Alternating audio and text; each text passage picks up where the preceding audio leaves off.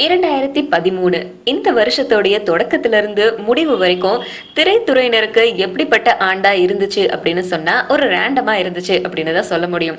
ஏன்னா நிறைய ஏற்ற இறக்கங்கள் இருந்துச்சு, நிறைய தரமான படங்களும் கொடுத்துச்சு. சின்ன பட்ஜெட் படமா இருந்தாலும் எல்லாராலையும் ரசிக்கக்கூடிய வகையில படங்கள்லாம் கொடுத்தது. அப்படி இருந்தாலும் பெரிய பாக்ஸ் ஆஃபீஸ் ஹிட் அப்படிங்கிற படங்கள் கண்டிப்பா இருக்கும் இல்லையா? இந்த 2013 வருஷத்துலயும் பாக்ஸ் ஆஃபீஸ் ஹிட் அப்படின்னு சொல்லப்படுற நிறைய படங்கள் இருக்கு.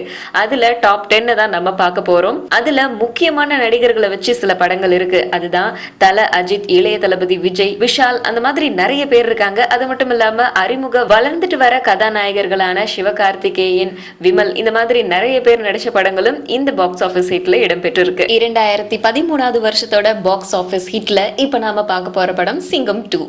சிங்கம் 1ல தமிழ்நாட்டு அளவுல, அதாவது தமிழ்நாடு சுத்தி இருந்த கிரைம் ஸ்டோரிய வேர்ல்ட் வைடு கொண்டு வந்த படம் தான் சிங்கம் 2. இந்த படத்துல சூர்யா வேர்ல்ட் வைட் டிராவல் பண்ணி கெட்டவங்க எல்லாத்தையுமே அழிக்கிற மாதிரியான ஒரு கதையை தான் இந்த படத்துல ஹரி கொடுத்திருந்தாரு. சிங்கம் 1 எந்த அளவுக்கு எதிர்பார்க்கப்பட்டுச்சோ அந்த அளவுக்கு சிங்கம் 2 எதிர்பார்க்கப்பட்டுச்சு. அதே அளவு ஹிட்டையும் கொடுத்துச்சு.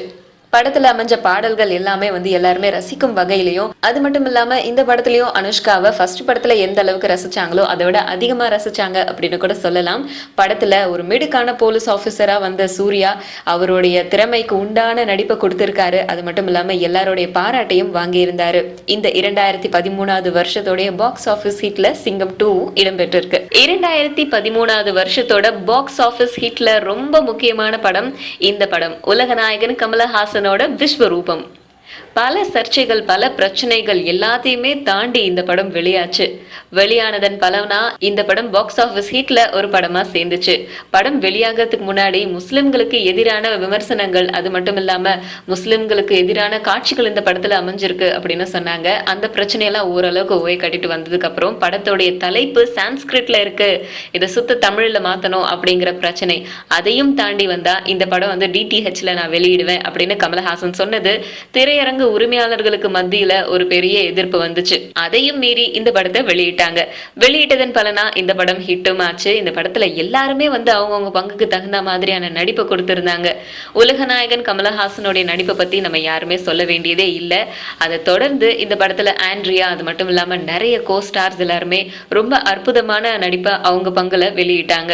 இந்த படத்துல அமைஞ்ச முக்கியமான அம்சம் என்ன அப்படின்னு கேட்டா அந்த கதக் பாடல். இது எல்லாமே சேர்ந்து இந்த படம் பாக்ஸ் ஆபீஸ் ஹிட்ல ஒரு படமா ஆகிறதுக்கு இது எல்லாமே ஒரு காரணமா அமைஞ்சது. அஜித் நடிக்கிற படங்கள் எல்லாமே அவருடைய கதையை வச்சு போதோ இல்லையோ கண்டிப்பா தல அஜித்தை வச்சு கண்டிப்பா அந்த படம் ஹிட் ஆயிடும். அந்த வரிசையில இந்த 2013 வருஷத்துல வந்த படம் தான் ஆரம்பம்.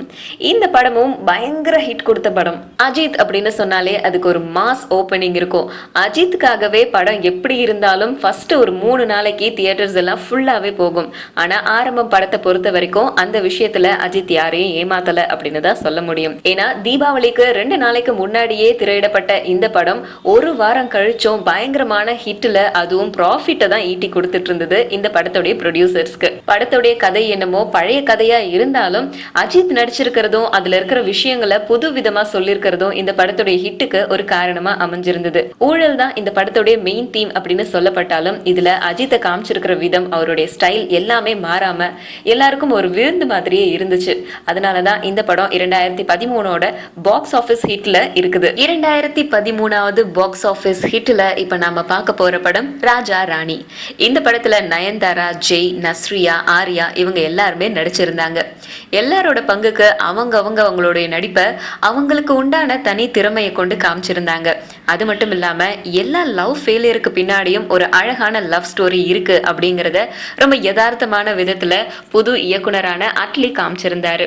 இந்த படம் பாக்ஸ் ஆபீஸ் ஹிட்ல வர காரணம் என்ன அப்படின்னு கேட்டா இந்த படத்தோடைய கதை களம், அது மட்டும் இல்லாம இந்த படத்துல இருக்க எல்லா நடிகர்களும் சத்யராஜ், நயன்தாரா, ஆர்யா, நஸ்ரியா, இந்த மாதிரி ஏகப்பட்ட நட்சத்திர பட்டாளமே இந்த படத்துல நடிச்சிருந்தது. காமெடிக்கு காமெடியும், சென்டிமெண்ட்டுக்கு சென்டிமெண்ட்டும், ரொமான்ஸுக்கு ரொமான்ஸும், இந்த மாதிரி நிறைய விஷயங்களை அள்ளி அள்ளி தந்த அட்லி நல்ல விதத்துல இந்த கதையை மக்களுக்கு கொண்டு போய் சேர்த்திருக்காரு. அதுவும் இந்த படத்துடைய ஹிட்டுக்கு ஒரு மிகப்பெரிய காரணமா இருந்துச்சு. சோ இந்த காரணங்களால இந்த படமும் இந்த வருஷத்தோடைய பாக்ஸ் ஆபீஸ் ஹிட்ல ஒரு படமா சேர்ந்திருக்கு. 2013 பாக்ஸ் ஆபீஸ் ஹிட்ல இப்ப நாம பார்க்க போற படம் தான் வருத்தப்படாத வாலிபர் சங்கம். இந்த 2013வது வருஷம் யாருக்கு அதிர்ஷ்டகரமான வருஷமா இருந்ததோ இல்லையோ, கண்டிப்பா சிவகார்த்திகேயனுக்கு இது ஒரு அதிர்ஷ்டமான வருஷமா இருந்தது அப்படின்னு சொல்லலாம். அடுத்தடுத்து ஹேட்ரிக் ஹிட்டா கொடுத்துட்டு இருந்தாரு. அதுல ஒரு படம் தான் இந்த வருத்தப்படாத வாலிபர் சங்கம். இவரோட கோஸ்டாரா சூரி நடிச்சிருந்தாரு. அது மட்டும் இல்லாம இந்த படத்துடைய பக்கபலமா சத்யராஜும் நடிச்சிருந்தாரு. படத்துல வந்த இமானோட இசையில இருந்த பாடல்களும் எல்லாருமே ரசிக்கும் வகையில இருந்துச்சு. அது மட்டும் இல்லாம படத்துல ஃபுல் அண்ட் ஃபுல் வந்த காமெடியும் மக்கள் எல்லாரையுமே ரசிக்க வைக்கும் வகையில இருந்துச்சு. வெற்றிகரமான 100வது நாளும் இந்த படக்குழுவினர் கொண்டாடினாங்க. சோ வருத்தப்படாத வாலிபர் சங்கம் பாக்ஸ் ஆபீஸ் ஹிட்ல ஒரு படமா வந்தது. நம்ம எல்லாருக்குமே ஆச்சரியம் தராத விஷயமா இருந்தாலும் நம்ம கண்டிப்பா இதை ஒத்துக்கிட்டே தான் ஆகணும். 2013வது வருஷத்தோட அடுத்த பாக்ஸ் ஆபீஸ் ஹிட் எதிர்நீச்சல். சிவகார்த்திகேயனோட ஹேட்ரிக் ஹிட் கேடி பில்லா கில்லாடி ரங்காவை தொடர்ந்து வந்த இந்த வெற்றியும் இவரை உச்சத்துக்கு கொண்டு போச்சு அப்படின்னு கூட சொல்லலாம். இந்த படத்துல அமைஞ்ச காமெடியும் சரி, இவர் மேரத்தான்ல கலந்துகிட்டு வந்து போராடுற ஒரு துணிச்சலும் சரி, அது மட்டும் இல்லாம படத்தோடைய கதை கரு, இது எல்லாமே இந்த படத்தோடைய வெற்றிக்கு பக்கபலமா அமைஞ்சது. இன்னொரு முக்கியமான விஷயத்தை விட்டுட்டேன், அதுதான் இந்த படத்தோடைய இசை. அனிருத்தோடைய இசையில அமைஞ்ச எல்லா பாடல்களுமே பயங்கர ஹிட் ஆச்சு. படம் வெளிவரதுக்கு முன்னாடியே வெளியான பாடல்கள் முன்னாடியே ஹிட்டை கொடுத்துருச்சு. படமும் ஹிட் அப்படிங்கிற ஒரு ஸ்டாம்பையும் இந்த படத்துக்கு குத்திருச்சு. அது மட்டும் இல்லாம சிவகார்த்திகேயனோட இந்த தொடர் வெற்றியும் வந்து சிவகார்த்திகேயனோட இந்த வருடத்தோட பாக்ஸ் ஆபீஸ் ஹிட்டுக்கு ஒரு காரணமா அமைஞ்சது. சோ வருத்தப்படாத வாலிபர் சங்கம், கேடி பில்லா கில்லாடி ரங்கா, அந்த வரிசையில எதிர்நீச்சலும் இந்த வருஷத்தோடைய பாக்ஸ் ஆபீஸ் ஹிட்ல ஒரு படமா அமைஞ்சிருக்கு. 2013வது வருஷத்துல அடுத்த பாக்ஸ் ஆபீஸ் ஹிட் படம் என்ன அப்படின்னு கேட்டோம்னா குட்டி புலி. லக்ஷ்மி மேனன், சசிகுமார், சரண்யா இவங்கெல்லாம் நடிச்சிருக்காங்க. வழக்கமான கதை, அதாவது ஒரு கிராமத்துல ஹீரோ வந்து முரட்டத்தனமா இருக்காரு. அவங்கள வந்து அவங்க அம்மாவுடைய பாசம் வந்து கட்டி போடுது. அது நடுவுல வந்து ரொமான்ஸ், காதல், கல்யாணம் இந்த மாதிரிலாம் இருந்தாலும் அதை புது விதமா சொல்லியிருக்காங்க.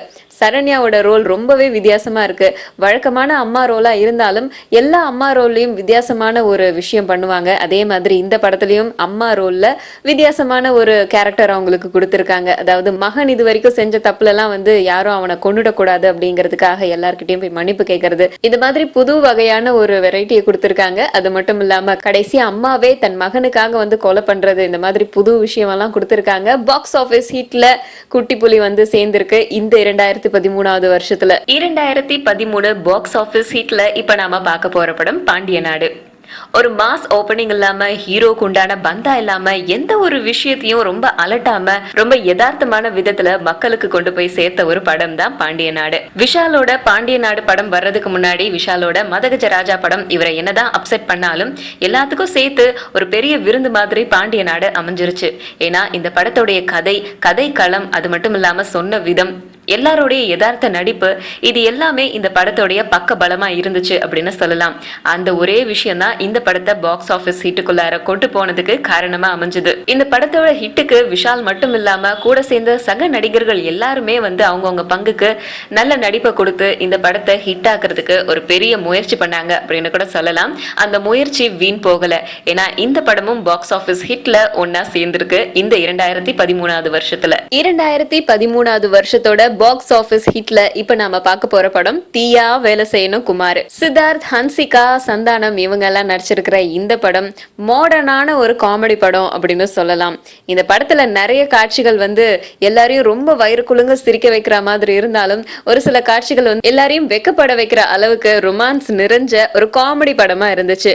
ஒரு ஐடில ஒர்க் பண்ற பையனுக்கு காதல் வர்றதுக்கு என்னென்னலாம் பண்ணணும் அப்படிங்கிறதுக்கு ஸ்டெப் பை ஸ்டெப்பா வந்து லெவல் பை லெவலா நம்ம சந்தானம் சொல்லி கொடுக்கிறாரு. அது மட்டும் இல்லாம எப்படி வந்து நம்ம சித்தார்த் தீயா வேலை செய்யறாரு காதலுக்காக அப்படிங்கிற விஷயம் எல்லாம் ரொம்ப கியூட்டான வகையில கொடுத்திருந்தாங்க இந்த படத்துல. 2013வது வருஷத்துல தீயா வேலை செய்யணும் குமார் பாக்ஸ் ஆபீஸ் ஹிட் ஆனதுக்கு காரணம் இந்த படத்தோடைய காமெடி பிளஸ் இந்த படத்தோடைய கதை. இந்த 2013வது வருஷத்தோடைய அடுத்த பாக்ஸ் ஆபீஸ் ஹிட் கேடி பில்லா கில்லாடி ரங்கா. விமல் சிவகார்த்திகேயனுடைய ஸ்டாரிங்ல இந்த படம் வெளியாச்சு. அது மட்டும் இல்லாம சூரியோட காம்பினேஷன்ல இந்த படம் பயங்கர காமெடியான ஒரு படமா வந்து ஹிட்டும் ஆச்சு. பாண்டியராஜோட காமெடி ஸ்கிரிப்ட் இந்த படத்துல ரொம்பவே நல்லா ஒர்க் அவுட் ஆயிருக்கு அப்படின்னு கூட சொல்லலாம். படத்துல காமெடி கலந்த ஒரு மெசேஜையும் சொல்லியிருக்காங்க. அதாவது அப்பா எந்த அளவுக்கு முக்கியம் அப்படிங்கறதும் விடாமுயற்சி எந்த அளவுக்கு முக்கியம் அப்படிங்கறதையும். அது மட்டும் இல்லாம இந்த படத்துல வந்த காமெடி எல்லாமே வந்து சிவகார்த்திகேயனுக்கும் விமலுக்கும் உரித்தான ஒரு வகையில வந்து வெளி கொடுத்திருக்காங்க. அது மட்டும் இல்லாம இவங்க 2 பேருக்கும் ஊறுகா மாதிரி சூரியும் அப்பப்ப வந்து நிறைய காட்சிகள்ல நம்ம எல்லாரையும் வந்து சிரிக்க வச்சிருந்தாரு. சோ இந்த 2013வது வருஷத்துடைய பாக்ஸ் ஆபீஸ் ஹிட்ல முக்கியமான படம் இந்த கேடி பில்லா கில்லாடி ரங்கா அப்படின்னு கூட சொல்லலாம். இந்த 2013வது வருஷத்துடைய பாக்ஸ் ஆபீஸ் ஹிட்ல இப்ப நம்ம பார்க்க போற படம் கண்ணா லட்டு தின்ன ஆசையா. இந்த படத்துல வெறும் காமெடியனா இருந்த சந்தானம் ஒரு பெரிய ப்ரொடியூசரா அறிமுகமான படம் இது. கண்ணா லட்டு தின்ன ஆசையா அப்படின்னு கேட்கறது மட்டும் இல்லாம லட்டையும் தின்னுட்டாரு நம்ம சந்தானம். ஏன்னா இந்த படம் பாக்ஸ் ஆபீஸ் ஹிட்ல ஒரு படமா சேர்ந்திருக்கு. இந்த படத்துல பவர் ஸ்டார் சேது இவங்க எல்லாருமே நடிச்சிருந்தாங்க. படத்துடைய கதை என்னமோ 80ஸ்ல பார்த்த ஒரு படத்துடைய கதை மாதிரியே இருக்கே அப்படின்னு கேட்டா இது என்னுடைய சொந்த கதை அப்படின்னு சொல்லியிருக்கிறாரு சந்தானம். அது மட்டும் இல்லாம இந்த ஒரு சின்ன சர்ச்சையை தாண்டி இந்த படம் வெளிவந்துச்சு. ஃபுல் அண்ட் ஃபுல் காமெடியை மட்டுமே மையமா வச்சு வெளிவந்த இந்த படம் பாக்ஸ் ஆஃபீஸ் ஹிட்ல ஒரு படமா சேர காரணமா அமைஞ்சது பவர் ஸ்டார் அப்படின்னு கூட சொல்லலாம். ஏன்னா அவரோட பங்குக்கு இந்த படத்துல பயங்கரமான காமெடி எல்லாம் பண்ணாரு. இவர் காமெடி பண்ணதை தொடர்ந்து இவரை வச்சு நிறைய காமெடி பண்ணாங்க இந்த படத்துல. இருந்தாலும் இந்த படம் பயங்கரமான ஹிட் ஆச்சு. இந்த படத்தை தொடர்ந்து பவர் ஸ்டாருக்கு நிறைய வாய்ப்புகளும் வந்துச்சு. இந்த படத்துல தரமான ஒரு ஹீரோவும் வெளிவந்தாரு சேது அப்படிங்கிறவரு. சந்தானத்தோட டாக்டர் ஃப்ரெண்ட் இவரு. இந்த படத்துல இவரை அறிமுகப்படுத்தி இன்னும் நிறைய படங்களை நடிக்க வைக்கவும் வாய்ப்பு கொடுத்தாரு சந்தானம். இந்த படம் பாக்ஸ் ஆபீஸ் ஹிட்ல ஒரு படமா சேர்ந்ததுக்கு காரணம் இவங்க எல்லாருமே அப்படின்னு கூட சொல்லலாம்.